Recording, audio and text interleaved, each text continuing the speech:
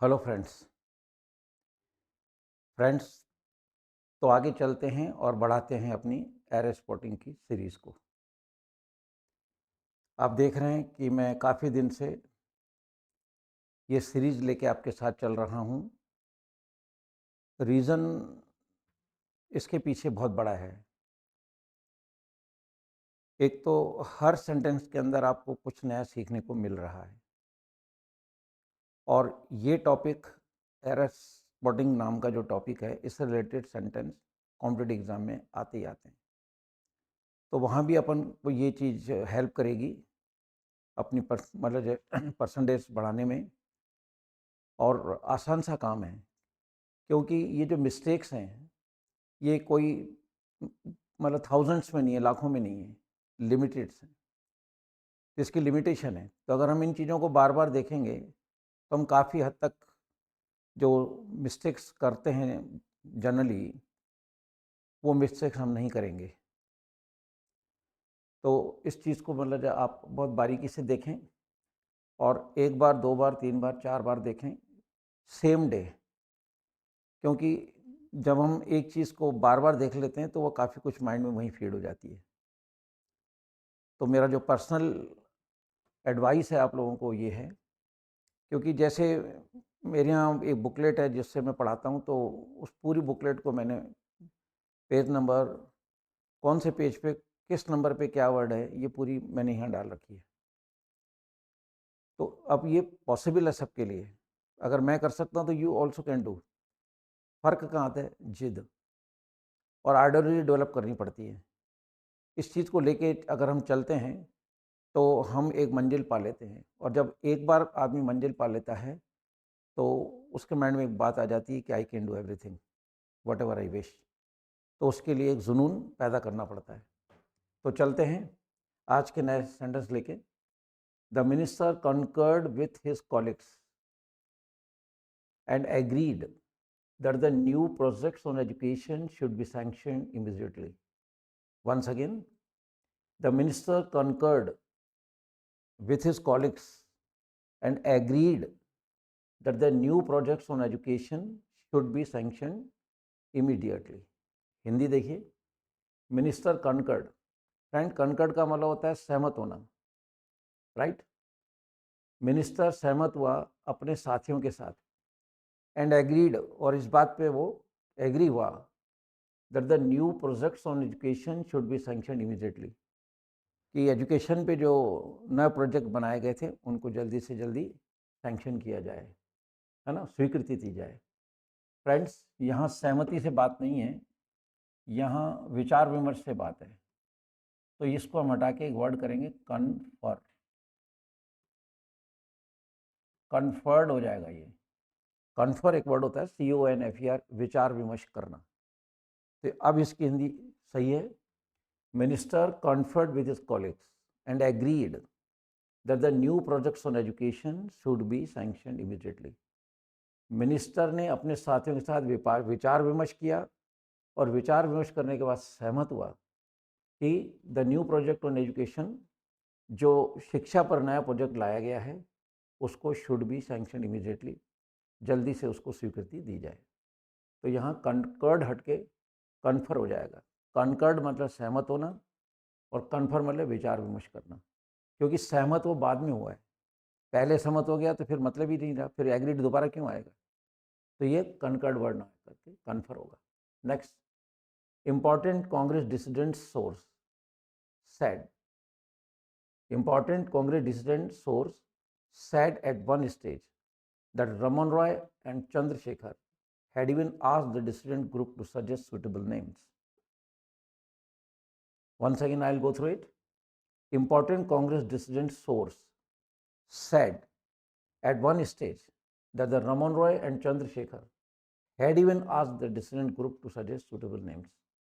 हिंदी देखिए friends, important Congress dissident source, dissident कहते हैं कार्यकर्ता को, सोर्स यानी स्रोत।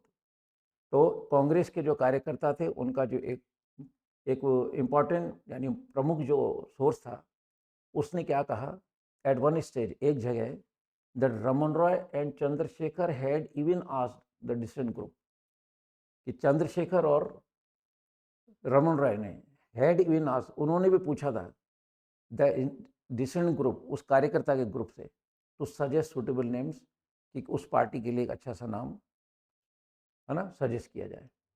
फ्रेंड्स यहाँ पे important Congress decent source, source singular है, तो हम यहाँ पे इम्पॉर्टेंट से पहले आर्टिकल एन लगाएंगे, तो यहाँ पे आ जाएगा an important Congress decent source. ठीक है, आर्टिकल की मिस्टेक है यहाँ। नेक्स्ट चलता है, his father would have been pleased to get him a wrist watch if he would have worked harder and secured higher marks in the university examination.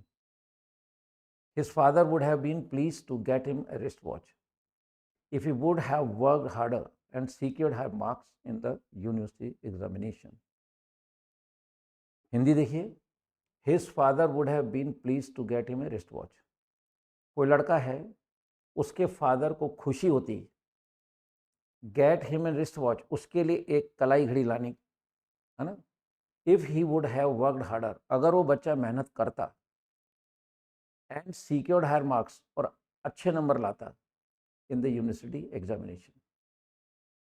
एक father अपने बच्चे के लिए कह रहा है, हमको बात कर रहा है कि his father would have been pleased, कि उस बच्चे के फादर जो है ना, उसको बहुत खुशी होती to get him a wrist watch, अपने बच्चे को एक रिस्ट वॉच गिफ्ट करने में, if he would have worked harder and secured higher marks in the university exam, अगर वो यूनिवर्सिटी एग्जाम में ज़्यादा नंबर लाता तो। फ्रेंड्स, एक कंडीशनल सेंटेंस है, और जब कभी यदि के बाद, मैं आपको पहले भी इस चीज़ को बता चुका हूँ, यदि के बाद दो सेंटेंस आएंगे और उन दोनों के एंड में जब हिंदी करोगे तो तय शब्द आएगा। मैंने मेरी टर्मिनोलॉजी में इसको नाम दे रखा है ताता वाला वाक्य। यदि तुम आते तो मैं तुम्हारा स्वागत करता, जरूरी नहीं कि दोनों तरफ ता है। देखो, यदि तुम आते ते, मैं तुम्हारा स्वागत करता, या वह तुम्हारा स्वागत करती। यदि के बाद अगर दो सेंटेंस के एंड में तय तय आ जाता है तो उसको मैंने नाम दे रखा है ताता वाला वाक्य। ये एक टर्मिनोलॉजी है, जिससे आइडियोलॉजी है, टर्मिनोलॉजी, जिससे आसानी से आपको याद हो जाएगा कि ये ताता वाला केस है। तो यदि के बाद जब दो वाक्य हों और दोनों के एंड में तय शब्द आ रहा है, उसे आप ताता वाला वाक्य कहेंगे। और उस कंडीशन में क्या है, इफ़ वाला वाक्य होगा हेड प्लस थर्ड फॉर्म, यानी कि ये देखिए, ये इफ़ वाला जो वाक्य है, इसकी इंग्लिश बनेगी हेड प्लस थर्ड फॉर्म में, फिक्स है ये, और इसकी बनेगी would have plus third form में, बिना इफ वाले की, फिक्स प्लस थर्ड फॉर्म, है ना। तो अगर ये चीज़ देखते हम, तो यहाँ देख रहे हैं आप, इफ़ ही वुड, ये डिलीट होगा, ये वुड हैव डिलीट होके, और हम यहाँ पे इफ़ ही हैड कर देंगे। जैसा कि मैंने आपको बताया कि मेरा जो पढ़ाने का स्टाइल है, उसमें कंडीशनर्स को मैं इस तरह से माइंड में फीड करता हूँ। ठीक है, तो यदि के बाद दोनों वाक्यों के अंत में तय शब्द आ जाए, उसको नाम दे दीजिए ताता वाला वाक्य। और जब भी ताता वाला वाक्य आ जाए तो इफ़ वाला वाक्य हेड प्लस थर्ड फॉर्म, बिना इफ़ वाला would have plus third form. तो आप यहाँ देखना, बिना इफ़ वाले में तो वुड हैव आ ही रहा है, लेकिन इफ़ वाले सेंटेंस के अंदर यहाँ वुड हैव आया है, जो कि इनकरेक्ट है। तो हम यहाँ से वुड हैव डिलीट करके हेड लगा देंगे। Now the sentence is right. Okay, so now the right sentence before you, his father would have been pleased to get him a wristwatch if he would have worked harder and secured high marks in the university examination. Move to the next one. After Ravi read the magazines, Ravi है कोई, उसने magazines पढ़ी, news. After Ravi read the magazines and newspapers and watched the TV program, he decided to go out and meet some old friends. Once again, after Ravi read the magazines and newspapers and watched the TV programs, he decided to go out and meet some old friends.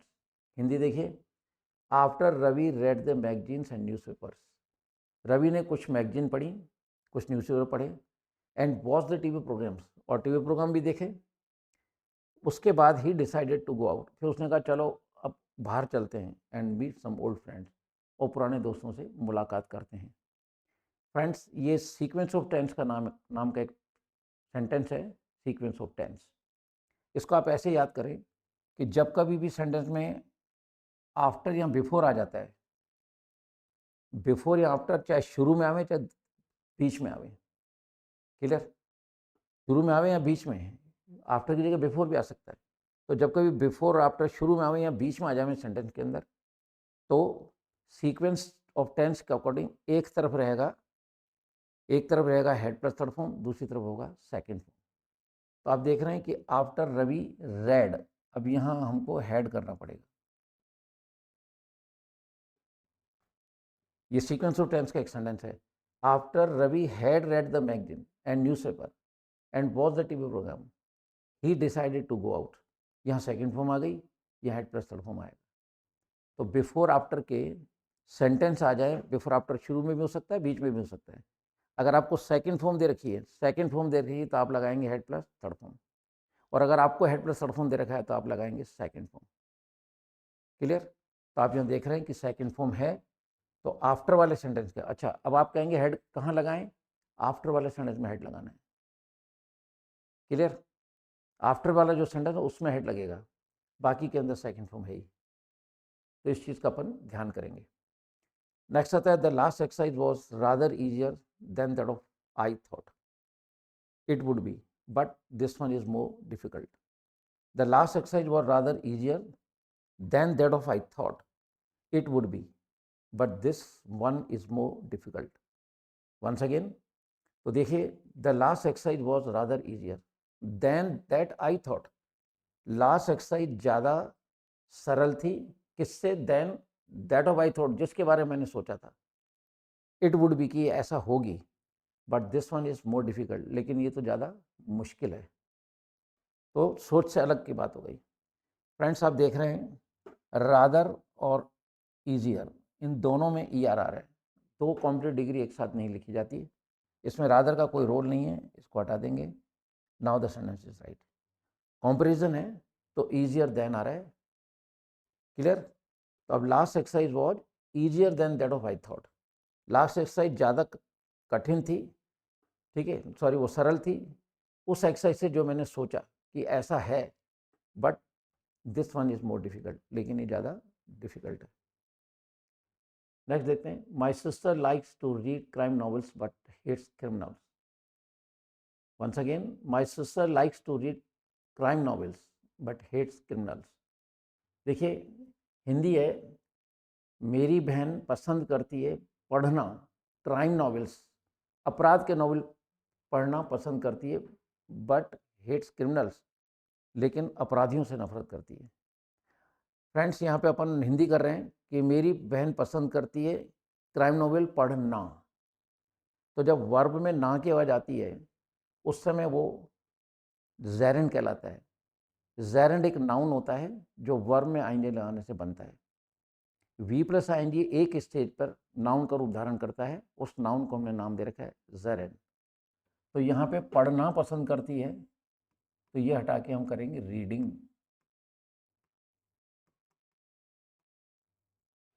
जब भी verb में ING आ जाए और आप उसकी हिंदी करें और उसमें ना की आवाज़ आ जाए, that V plus ING 100% noun, जिसको नाम दिया गया है ज़ेरेंड, ठीक है। तो यहाँ ज़ेरेंड की आवश्यकता है, to plus first form infinitive कहलाता है। तो we have to delete infinitive to plus first form, तो we have to delete to read. यहाँ पे इन्फिनिटी की जरूरत नहीं है, as per Hindi we need noun of the verb. तो यहाँ पे रीड में आईएनजी लगा के इसको नाउन बना देंगे, जो कि जेरेंड है। Move to the next one, do you mind me to see your photographs again. Once again I will go through it. Do you mind me to see your photograph again. देखिए हिंदी क्या कह रहा है, do you mind, क्या तुम्हें ऐतराज है, me to see your photograph again, आपके फोटोग्राफ दोबारा दिखाने में। दिखाने में, देखो शब्द आ रहा है दिखाने में, तो दिखाने के लिए हम लोग शो वर्ड यूज करेंगे, ना कि सी। और दिखाने में फिर वही बात आ रही है ना, तो यहाँ पे हम लोग टू सी ये डिलीट करेंगे, और यहाँ भी जेरेंड आएगा HOWING। तो यहाँ भी इन्फिनिटी की आवश्यकता नहीं है, so we have to delete this to plus C, जो कि एक इन्फिनिटी के रूप में है। हम इसको हटा के और आईएनजी लगा देंगे, क्योंकि यहाँ पे एक नाउन की आवश्यकता है। तो V plus ING becomes noun, and that noun is always known as gerund. तो हम टू सी को हटा के यहाँ पे शोइंग कर देंगे, क्लियर। नेक्स्ट आता है, there is a colony of mouses in my house. There is a colony of mouses in my house. Mouses there is no word. As you know well, नहीं है तो नॉलेज में आएगा. शब्द होता है माउस, इसका प्लूरल होता है माइस. इसी तरह से वर्ड आपके नॉलेज में ला रहा हूँ. एक वर्ड होता है लाउस. क्लियर? इसका प्लूरल बनेगा LIC. लाउस यानी जू, लाइस यानी जुएं. तो माउस का माइस होता है, माउस होता है, इसका प्लूरल माइस होता है. तो ये माउसेज हटा के हम कर देंगे माइस. क्लियर? आपकी नॉलेज में डाला है. यहाँ लाउस का इस तरह से कोई लेन देन नहीं है. पर जब ये दिस इज आइडियोलॉजी कि जब आप माउस को याद करते हो और इसका प्लूरल माइस है तो एम की जगह एल कर दो तो लाउस बन जाएगा. लाउस मतलब एक जू. और जैसे माउस का माइस हो रहा है ऐसे लाउस का लाइस हो जाएगा. लाइस है नहीं, ज़्यादा जू है. तो एक वर्ड और नॉलेज में आता ही है ना. तो इस चीज़ को देख रहे हैं अपन. Friends, second last sentence before you. The fox ran by at least, है ना, the fox ran by at less than 100 yard distance from where I stood. The fox ran by at less than 100 yard distance from where I stood. जहाँ से मैं खड़ा था. Fox, friends, ये अक्सर लोग गलती करते हैं कि एक बार एक लोमड़ी थी. बुक्स में भी लिखा है एक बार एक लोमड़ी थी.